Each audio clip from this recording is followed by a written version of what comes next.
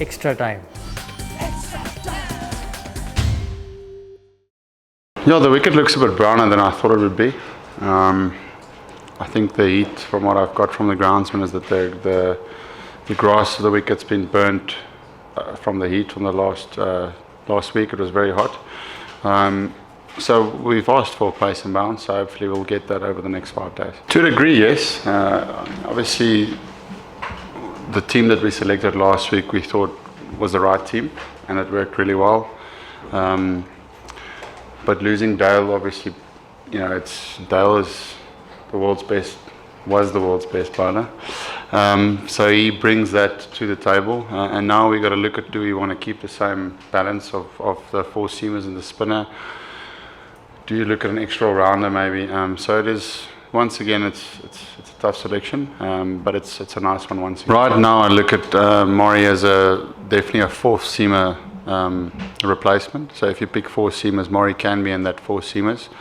Consistently wise, I feel he's got a little bit more to do in terms of being a 3rd seamer. If you play 3 seamers, you consistently have to be on the money. Vernon, Mornay, KG, Dale, those guys are a step above, but definitely as a 4th seamer. So if you play 4 seamers, he's always someone that gets talked about because he's got pace, he's got X factor, and obviously he bats as well. So he's a good all-round player. I think India at times were really good in that first Test match, and we expected that. That's why I said post-match, the previous game, that was one of the best Test matches that I've played in, because there was so many ups and downs for both teams. India was in the game for 90% of the game, so it was a fantastic contest between two really strong teams.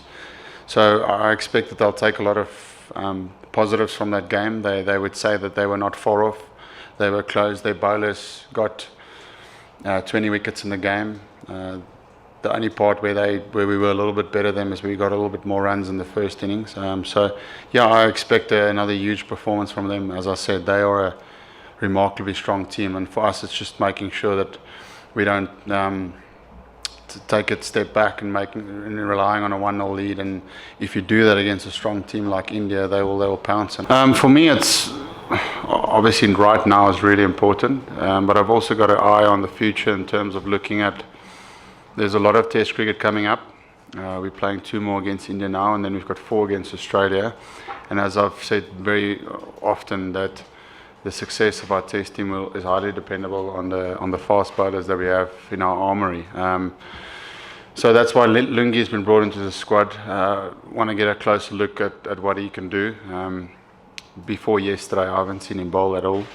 So it was just great to, 1, to get to know him, and 2, to see what he's got, because I believe there's a lot of talent there, but it's something that is obviously important for the next 4 or 5 months. And our fitness of our bowlers is going to be really important. So there's probably about 6 or 7, as you mentioned. Dwan is one of them.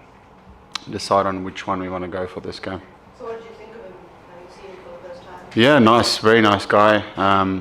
Obviously, really good manners. Went to a good school, but very impressed with his bowling. Yeah, he bowls a heavy ball, and excited to have him in the group. I think there's a bright future for him ahead, so we want to start that journey off with him.